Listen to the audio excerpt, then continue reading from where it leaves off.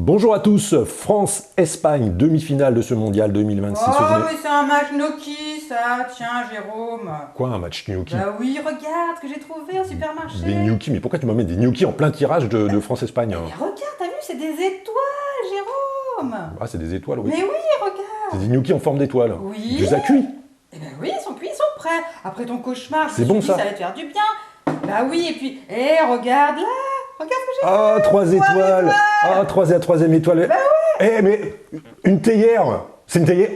Non, mais une théière anglaise! Tu m'as mis ça, 3 étoiles dans la théière anglaise! Non, mais bon, alors, enlève-moi ça. Oh, non, mais... Bon. Alors, les gnocchis en forme d'étoile, je veux bien. La 3e étoile, je veux bien. Mais alors, la théière anglaise, là, tu... Pourtant, je les ai planqués, tous les sachets de thé anglais, tout ça, là. Alors, bon, les gnocchis, ok. Bon, concentration. France-Espagne, tirage de cette demi-finale du Mondial 2026. On va couper en 3. 1, 2 et 3. Un éventail. Tirage France-Espagne. France-Espagne. France-Espagne. Tout à l'envers. France-Espagne, voilà. France-Espagne, à l'endroit. Décryptage de ce tirage de l'oracle sur cette demi-finale entre la France et l'Espagne. Sur l'ancrage du tirage, vous l'avez vu, elle est à l'envers, mais c'est le point d'exclamation. Mais point d'exclamation, ça fait plusieurs fois que l'oracle nous sort ce point d'exclamation depuis le début du Mondial 2026. Alors déjà, très clairement, France-Espagne, voilà, quand on a ce genre de cartes sur l'ancrage du tirage, méfiance des deux côtés. Clairement, ça va être un match où tout le monde va un petit peu se regarder dans le blanc des yeux, un peu le couteau entre les dents, clairement. Ça envoie un flash entre la France et l'Espagne. On a l'Espagne qui, entre guillemets, avance un peu en crabe depuis le début du mondial, qui avançait pas trop dans quel... voilà, ils passent, c'est pas non plus génial ce qu'ils font, mais ça passe tout le temps un peu, ça avance un peu comme ça de travers en crabe, mais on fait attention quand même. On passe à l'horizontalité du tirage. Là, encore à l'envers, la carte de la pyramide, donc on a deux équipes de super classe en face à face. Du côté de l'Espagne, ça m'envoie un autre flash, on va encore avoir une équipe sûrement de l'Espagne avec de gros problèmes de verticalité. Après, vous voyez, c'est bam, à l'envers encore une fois. Ça peut être encore brouillon également du côté de l'Espagne, à l'envers. Et puis, forcément, quand les cartes elles sortent à l'envers, il y en a encore une là, mais on va y venir dans un instant, on peut avoir brouillon, mais enfin, une équipe aussi qui peut commencer peut-être à devenir encore trop lisible, un peu trop prévisible du côté de l'Espagne. Mais, continuons sur l'horizontalité du tirage de l'oracle. On a quand même France-Espagne, là, encore une carte à l'envers.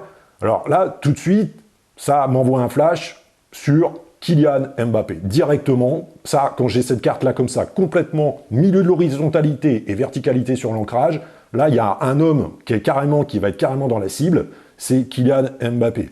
Ça m'envoie un flash un peu comme un Kylian Mbappé. On connaît un peu les sentiments, en tout cas les assentiments, ou en tout cas les sentiments plutôt, disons, mitigés des Espagnols quant à Kylian Mbappé.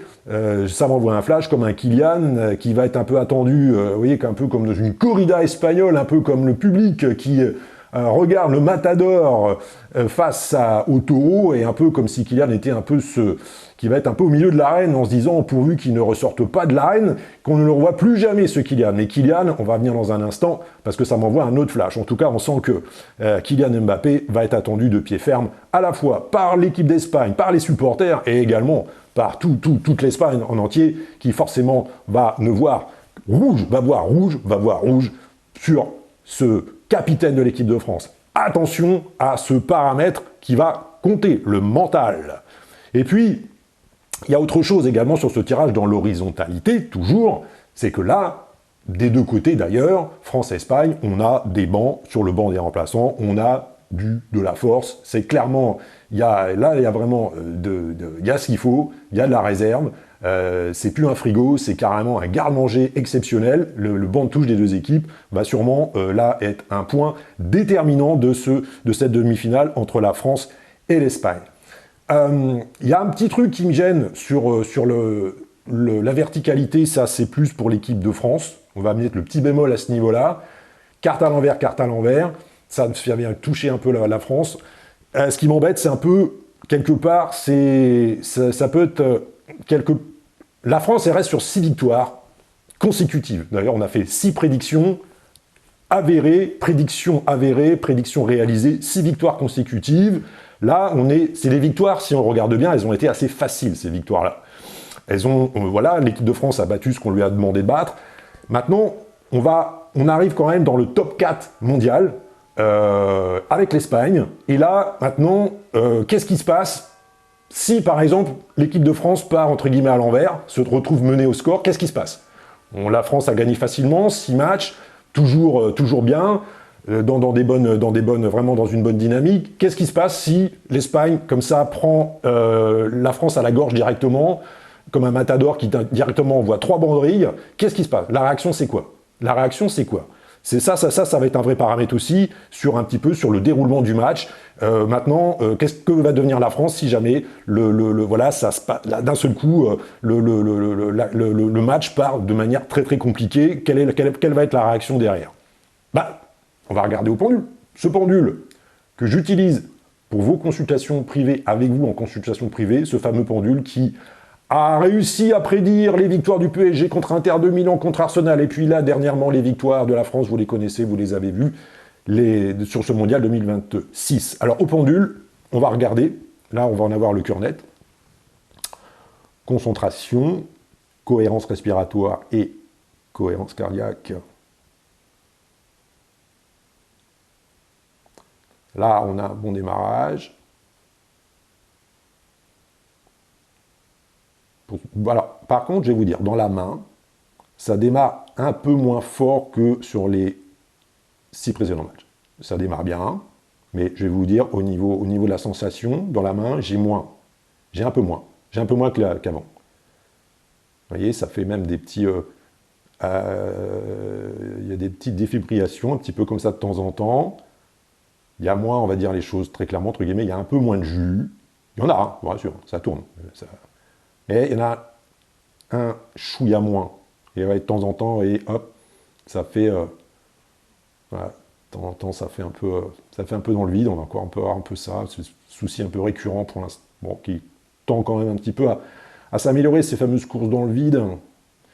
Voilà, bon, ça reste... Il y a un peu moins de...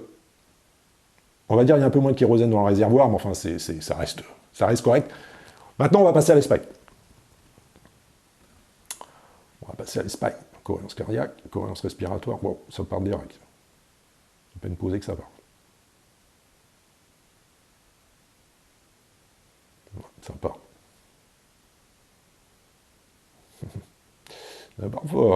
Ça part fort, les Espagnols. Ça part fort. Hop, par contre. Hop. Ça, vous voyez, dans le pendule, quand ça fait ça, hop, ça s'appelle confondre vitesse et précipitation. Voilà.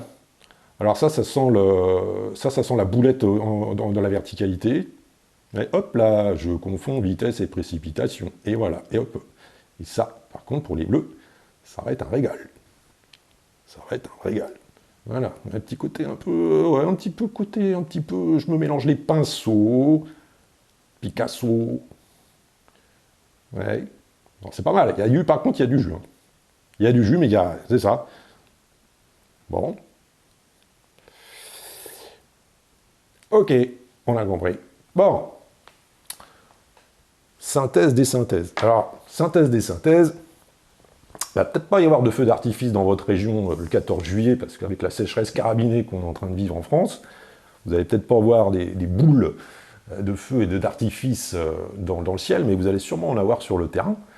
Alors, synthèse des synthèses. Sur l'oracle, on sent que ça va vraiment être un combat un peu, un combat de coq, et un mélange de combat de coq et une corrida à l'espagnol. En tout cas, ça va partir en tous les sens, on va avoir un match magnifique. Ça, sur l'oracle, avec quand même les petits inconvénients qu'on a vus côté, quelque part, côté espagnol, côté français. Mais par contre, moi, synthèse des synthèses, et je trouve que la radiesthésie de l'Espagne, elle est pas, moi, je sens 3 choses qui vont aller contre l'Espagne, c'est le côté un peu, comme on l'a dit tout à l'heure, ça peut, des fois, il peut y avoir des problèmes dans le dérailleur, et ça peut vraiment être quelque part, être complètement bon pour la France. Il peut y avoir aussi le côté un peu, là aussi, du coup, sur la verticalité, un peu des dérapages, et là aussi, sur la France, ça peut être, ça pour sniper, ça peut être super bon. Et le côté finalement, maintenant, l'Espagne, on peut un peu lire dans l'équipe, un peu comme dans un livre ouvert. Donc en fait, synthèse des synthèses, qualification de la France. Donne-moi les 3 étoiles, Nathalie, tiens. On va en manger une. On va en manger une, 3 étoiles. En tout cas, boostez la France, boostez la vidéo, boostez Medium News. Abonnez-vous à Medium News parce qu'on va encore avoir plusieurs tirages. Et puis vous verrez, je sens qu'il va y avoir un truc avec la France et l'Espagne ce 14 juillet. Abonnez-vous à Medium News et boostez la France. Et mangez des gnocchis en forme d'étoile si vous en trouvez.